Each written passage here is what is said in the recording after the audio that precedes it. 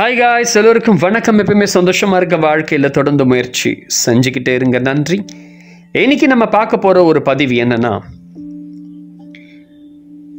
தந்த்ரா பிராணாயாம பயிற்சியை தான் இன்னைக்கு பார்க்க போகிறோம். அதாவது ஆண் பெண் என்கிற ஒரு அற்புதமான ஒரு கலவை. இந்த கலவையோட ஒரு யோகத்தை கையாளக்கூடிய இந்த தந்த்ரா யோகத்தில் இருக்கக்கூடிய ஒன்று. அதில் பெண் என்பவள் ரொம்ப முக்கியமான ஒரு இடத்தை வகிக்கிறாள்.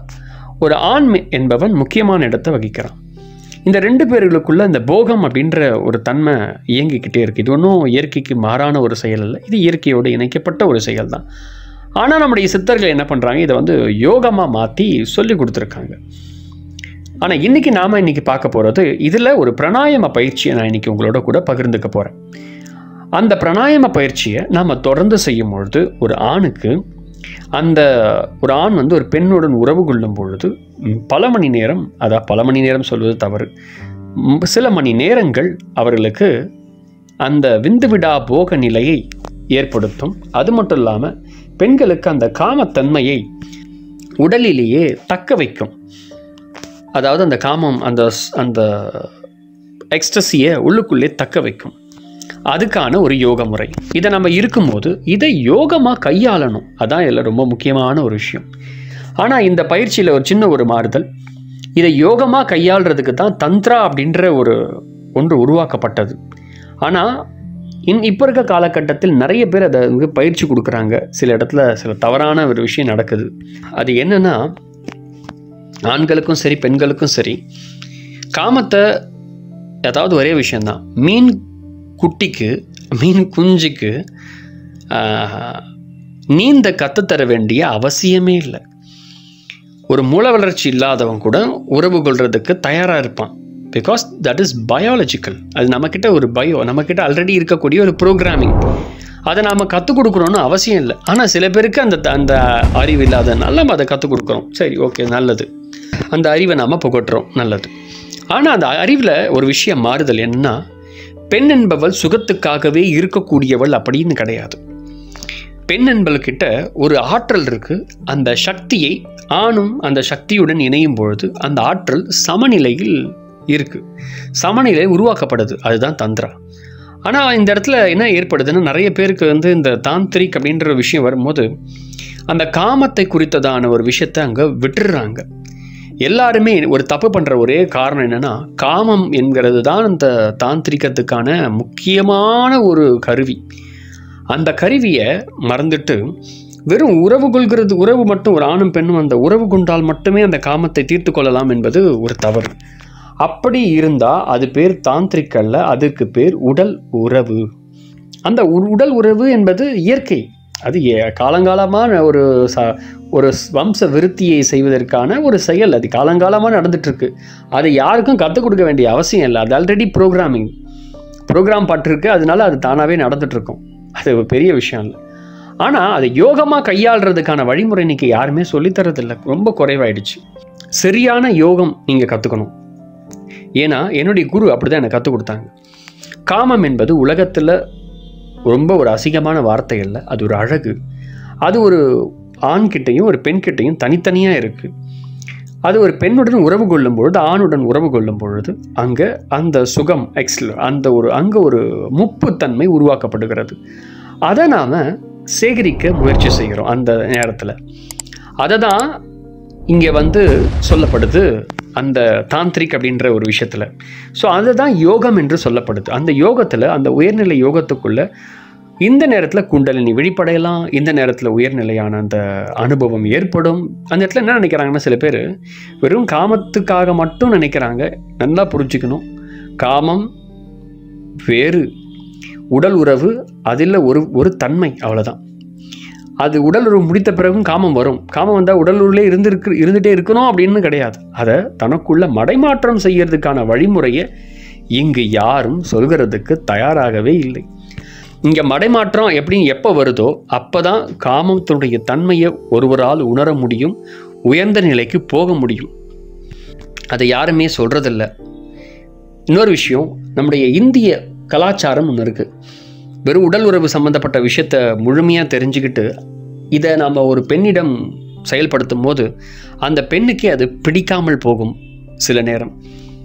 ஏன்னா அது அவர்களுக்கு ஒரு விதமான கசப்பையும் ஒரு விதமான வெறுப்பையும் தந்துடும். ஏன் நிறைய பேர் காமத்தினுடைய தன்மையை, அதாவது காமசூத்ரா அப்படின்ற விஷயத்த கற்றுக்க முயற்சி பண்ணுறாங்க, நல்லது.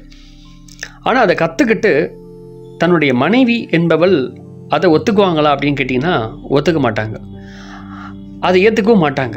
ஏன்னா அவங்க எதிர்பார்க்கறது காமத்துடன் ஒன்றை எதிர்பார்க்கிறார்கள். அது உயர்நிலையாய் காமத்தை விட அதிக சக்தி கொண்ட அன்பை எதிர்பார்க்குறாங்க. அதை இங்கே ஒரு ஆண்களால் தரவில்லை. அங்கு தருவது இச்சை. நிறைய பேருக்கு தாந்திரிக்கில் இச்சை என்கிற ஒரு விஷயம் இருக்கவே இருக்காது. நல்லா ஒரு விஷயம் புரிஞ்சுக்கணும்.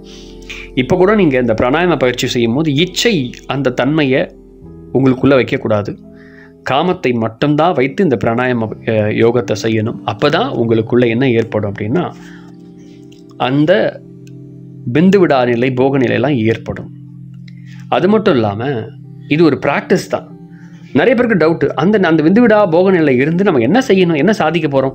வெறும் அந்த உணர்வுலேயே இருந்துட்டு நம்ம முடிச்சுக்கணுமா? கிடையாது. அங்கே ஒரு உயர்நிலையான யோக முறை இருக்குது. அந்த யோக முறையை இன்றைக்கி தெரியலை. நான் அடுத்த பதிவில் அந்த யோக முறையை குறித்ததான என்ன, எப்படி அந்த உள்ளுக்குள்ளே நம்ம அந்த தியானத்துக்குள்ளே யோகத்தை செய்யணும் அப்படின்ற முறையை நான் உங்களோட பகிர்ந்துக்க போகிறேன். இதெல்லாம் இதில் இருக்கக்கூடிய டிமெரிட்ஸ், இதில் தவறான டிஸ்அட்வான்டேஜாக நிறைய விஷயங்கள் இருக்குது. அதெல்லாம் முடிஞ்ச அளவு மாற்றிக்கொள்ளுங்கள். காமம் என்பது உலகத்தில் அழகான ஒரு வார்த்தை. ஏன்னா இயற்கையுடன் இணைந்திருக்கக்கூடிய ஒன்று அது. சரி, இதில் நீங்கள் தெளிவாக இருந்தால் தான் இந்த பிராணாயாம பயிற்சியை செய்ய முடியும். இச்சை இருந்தால் இச்சையுடன் இந்த பிராணாயாம பயிற்சி செய்யக்கூடாது. முதல் விஷயம், இந்த பிராணாயாம பயிற்சியை செய்வது முதல் விஷயம் காலையில் எழுந்து செய்யணும். காலை கடன்கள்லாம் முடித்து விட்டு கிழக்கு பார்த்து அமர்ந்து இந்த பயிற்சியை செய்யணும். முதல்ல என்ன செய்யணும்னா கை கால்களை நம்ம ரொம்ப ரிலாக்ஸ் பொசிஷனில் கொண்டு வரணும். அதுக்காக கை கால்களெல்லாம் நீங்கள் வார்ம் அப் கொஞ்சம் செஞ்சுட்டு அதுக்கு பிறகு உட்காருங்க. அதுக்கு பிறகு அமர்ந்து இந்த தியானத்தை பழகணும். நேராக முதுகுத்தண்டு நேராக இருக்கணும். முதுகுத்தண்டு நேர்கோட்டில் நிற்க வச்சு நாம் முதுகுத்தண்டு கீழே மூலாதாரத்தை கவனிச்சிட்ட பிறகு ஒரு 5 நிமிடம் மூலாதாரத்தை கவனிச்சுட்டு சின்முத்திரை பிடிச்சிட்டு அதுக்கு பிறகு ஆண் குறியையும் உங்களுடைய பெண் குறியையும் நீங்கள் கவனிக்கணும். இந்த நேரத்தில் முழுமையான கவனத்தை இங்கே வைக்கணும். உங்களுடைய மூலாதார பகுதி, அந்த பகுதியை ஆழமாக கவனித்து இப்போ பிராணாயாமம் ஸ்டார்ட் பண்ண போகிறோம். முதல்ல வலது கையில் ஆல்ரெடி எல்லாருக்கும் தெரியும் பிராணாயாமம் எப்படி செய்யணும்னு. நீங்கள் பார்க்கலாம், பிராணாயாமோடைய அந்த கைப்பகுதியாக ஒரு முத்திரை, அந்த பிராணாயாமம் செய்கிற முத்திரை. முதல்ல உங்களுடைய வலது பக்க நாசியை அடைச்சி இடது பக்க நாசியும் நல்லா மூச்சை இழுக்கணும். மூச்சை இழுக்கும் போது எப்படின்னா, மூச்சை இழுக்கும் போது உங்களுடைய உறுப்பை உள்ளே இழுக்கிறது போல், அதாவது அந்த இடத்தில் உணர்வை கொண்டு அந்த உணர்வோடு நீங்கள் மூச்சை இழுக்கணும். மூச்சை இழுத்து நீங்கள் நிறுத்த வேண்டும். எவ்வளோ நேரம் நிறுத்தணும் அப்படின்னா ஃபியூ செகண்ட் உங்களால் எவ்வளோ முடியுமோ நிறுத்தி வெளியிடும் போது அந்த காம உணர்வுடன் நீங்கள் வெளியே தள்ளணும். இது எத்தனை தடவை செய்யணும்னா மொத்தம் 2 பகுதியாக பிரிச்சுக்கணும். முதல் 16 தடவை, அடுத்தது 12 தடவை. இதை முதல்ல ஒரு 15 நாள் செய்து முடிச்சுட்டு அதுக்கு பிறகு 52 தடவை நீங்கள் மாற்றி செய்யணும். எப்படின்னா 52 தடவைனா 26 தடவை வலது கையில் பயன்படுத்தணும், 26 தடவை இடது கையில் பயன்படுத்தணும். அந்த பகுதியாக பிரித்து செய்யணும். ஆனால் உறுப்பின் மேலே ஆழமான கவனம் இருக்கணும். இந்த மூச்சு காற்றை உள்ளே வச்சு எடுக்கணும். அப்போ வரும்போது அதிகமான ஒரு உடலுக்குள்ளே அதிகமான வெப்பம் உருவாகும். அப்போ வெப்பம் உருவாகிற நேரத்தில் இந்த காம உணர்வுடன் நீங்கள் இதை செய்யணும். இந்த இடத்துல சில பேர் சொல்லுவாங்க காம உணர்வு வரல அப்படின்வாங்க. கிடையாது, இதை செய்தால் நீங்கள் வரும். அந்த இடத்துல அந்த உங்களுடைய உறுப்பு மேல் கவனம் வைத்தீங்கனாலே தானாகவே வரும். இதை நீங்கள் செய்ய ரத்த ஓட்டம் உடல் முழுக்க பரவ ஆரம்பிக்கும். அந்த இடத்துல அந்த காம உணர்வு அந்த இடத்துல மையம் கொள்ள ஆரம்பிக்கும். இதை மையம் கொண்டுட்டு கடைசியாக நீங்கள் என்ன பண்ணுறீங்கன்னா உங்களுக்குள்ள இந்த பிராணாயாமத்தை முழுசாக முடிச்சுட்டு உங்களுடைய புருவ மத்திக்குள்ள ஒரு மந்திரத்தை சொல்ல போகிறீங்க. அந்த மந்திரத்தை மட்டும் சொல்லும் போது உங்களுடைய ஆண் குறிக்கும் அந்த மந்திரத்துக்கும் உங்களுடைய அந்த பெண் குறி அந்த உங்களுடைய ப்ரைவேட் பார்ட் அந்த பகுதியிலேருந்து ஒரு அதிர்வலை ஏதோ ஒரு வைப்ரேட் ஆகிற மாதிரி இருக்கும். உங்களுக்கே நல்லா தெரியும். அது சில நேரம் அஸ்வினி முத்திரையோடு இணைகிற போல தெரியும். அந்த உணர்வுடன் நீங்கள் கூடி அந்த மனநிலையில் அப்படியே கவனத்தை வச்சுக்கிட்டே இருக்கணும். இந்த நேரத்தில் கவனத்தை வைக்க ஒரு மந்திரத்தை உள்ளுக்குள்ளே சொல்லிக்கிட்டே இருக்கணும். அது என்னென்னா அது என்ன மந்திரம்னா ஹம் பிரதா, ஹம் பிரதா, ஹம் பிரதா அப்படின்ற ஒரு தொடர்ந்து அந்த வார்த்தையை சொல்லிக்கிட்டே இருக்கணும். நீங்கள் இது பிராணாயாமம் முடித்த பிறகு ஒரு 10 நிமிடம் இந்த ஹம் பிரதா, ஹம் பிரதா வார்த்தையாக சொல்லக்கூடாது, மனசுக்குள்ளே சொல்லணும். உங்களுடைய 3வது கண்ணில் கவனித்து சொல்லணும். 3வது கண்ணில் கவனிக்கும் போது உங்களுடைய கவனம்லாம் 3வது கண்ணில் இருக்கக்கூடாது, உங்களுடைய ப்ரைவேட் பார்ட்டில் தான் இருக்கணும். அங்கே நீங்கள் கவனித்து சொல்லிக்கிட்டே இருக்கணும். இதை சொல்ல சொல்ல சொல்ல என்ன ஆகும்னா மனம் அப்படியே ஆட்டோமேட்டிக்காக அந்த ஒரு வயப்பட்டு உள்ளுக்குள்ளே உணர்வு எல்லாம் பகுதி பகுதியாக உடம்புக்குள்ளே தனித்தனியாக பிரிகிறது போல் இது ஒவ்வொருத்தருக்கும் ஒரு மாதிரி அனுபவங்கள் ஏற்படும். இது காம உணர்வுடைய விளையாட்டு. இன்றைக்கி நிறைய பேர் காமம் அந்த தன்மையை ஒரு பெண்ணுடன் உறவு கொண்டு தெரிஞ்சுக்கணும்னு பார்க்குறாங்க. இல்லை, நமக்குள்ளவே அந்த காம உணர்வை வளர்க்க வைக்கிறதுக்கான ஒரு வழி. இது பேசிக் தான், ஃபஸ்ட்டு ஸ்டெப் தான் நான் சொல்லி கொடுத்துருக்கேன். இதோடைய அட்வான்ஸ் ஸ்டெப்பில் அடுத்த ஸ்டெப்பில் உங்களுக்கு வரும். அதாவது என்னென்னா, ஒரு காம சுகத்தை அந்த உணர்வை 10 நிமிஷத்துக்கு மேலே ஒரு அரை மணி நேரத்துக்கு மேலே நம்மளால் ஈடுபடுத்த முடியாது, அதுக்கு பிறகு போயிடும். ஆனால் இந்த உணர்வை பல மணி நேரங்களுக்கு ஈடுபட வைக்கிறதுக்கான அந்த வழிமுறையை தர்றதுக்கான முறை தான் இது. இப்போ அட்வான்ஸ்டாக இந்த ஹம்ரத் அந்த மந்திரத்தை நீங்கள் உங்களுடைய கணவன் மனைவியுடன் உறவில் ஈடுபடும் போது கண்களை மூடி அந்த மந்திரத்தை சொல்லும் போதே என்ன ஆகும்னா உங்களுக்கு வெந்து விடா நிலை ஏற்பட ஆரம்பிக்கும். இது ஃபஸ்ட்டு ஸ்டெப்பு. ஆனால் ஒன்று, இதில் நீங்கள் என்ன செய்யணும்னா அந்த இடத்துல உங்களுடைய உணர்வு நிலை அப்பாற்பட்ட ஒரு மனநிலை உங்களுக்கு இருக்கணும். இச்சை தன்மையை சற்று குறைத்து கொள்ளுங்கள். அப்போ தான் இன்னும் ஆழமாக அதுக்குள்ளே நீங்கள் போக வேண்டிய நிலைமை ஏற்படும். இதோடைய தாந்திரிக்குடைய கான்செப்ட் என்னென்னா, ஒரு பெண்ணுடன் உறவு கொண்டு திருப்தி அடைய வைக்கிறதல்ல, அந்த காமம் உணர்வை நீள வைக்கிறது. இதுக்குள்ளே நீங்கள் போகும்போது தான் என்ன ஆகும்னா அந்த மடைமாற்றம் என்கிறது அடுத்த ஸ்டெப்புக்குள்ளே வர ஆரம்பிக்கும். இந்த மடைமாற்றம் வந்தால் தான் அந்த பல மணி, அதாவது ஒரு மனிதன் 24 மணி நேரமும் அந்த காம உணர்வு இருக்க முடியுமா அப்படின்னு கேள்வி. ஆனால் குருமார்கள் இருப்பாங்க, அதான் ஹைலைட். நம்மளால் இருக்க முடியாது, கஷ்டம். ஆனால் குருமார்கள் அப்படி இருப்பாங்க. நான் அதை பார்த்துருக்கிறேன், உணர்ந்திருக்கிறேன். 24 மணி நேரம் அந்த உணர்வு மடைமாற்றம் செஞ்சால் மட்டும்தான் நடக்கும். இதுதான் ஹைலைட். இதுதான் யோகம். இந்த யோகத்துக்கு கொண்டு வரத்துக்கு தான் உண்மையான மார்க்கம் இந்த தாந்திரிக் மார்க்கம், படியங்க யோக மார்க்கம்லாம் இருக்குது. ஆனால் அதை விட்டுட்டு இன்றைக்கி நிறைய பேர் அந்த கொஞ்ச நேரத்தில் இருக்கக்கூடிய உறவு முறையை, நிறைய பேருக்கு உடல் உறவு சம்மந்தப்பட்ட விஷயத்தையே சொல்லிக் கொடுத்து மக்களை முட்டாள்தனமாக ஆக்கிட்டு இருக்காங்க.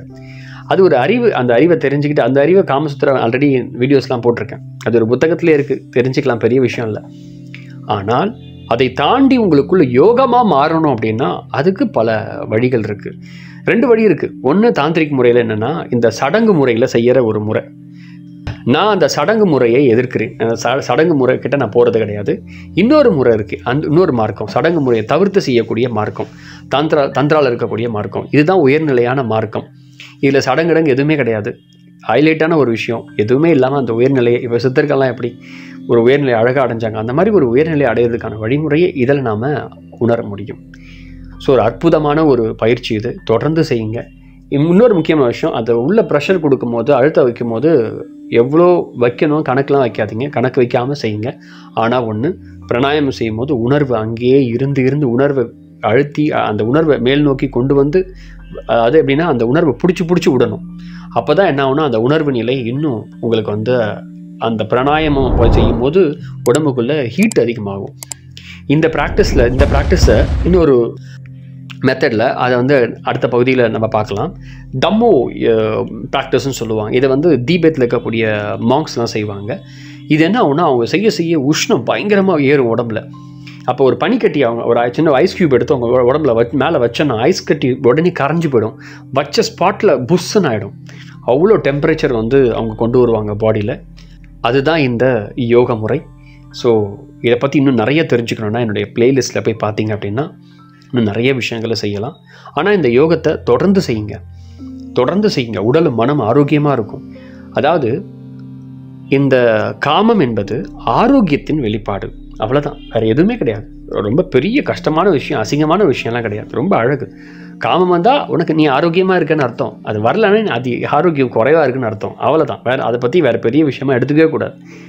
இன்றைக்கி நிறைய பேர் தந்திரா ஞானி, அப்படின்னு சொல்லிட்டு என்னென்னமோ சொல்லிக் கொடுக்குறாங்க. தப்பு அசிங்கமாக பேசி என்னென்னமோ சொல்லிக் கொடுக்குறாங்க. அது உண்மையாகவே தவறான ஒரு விஷயம்.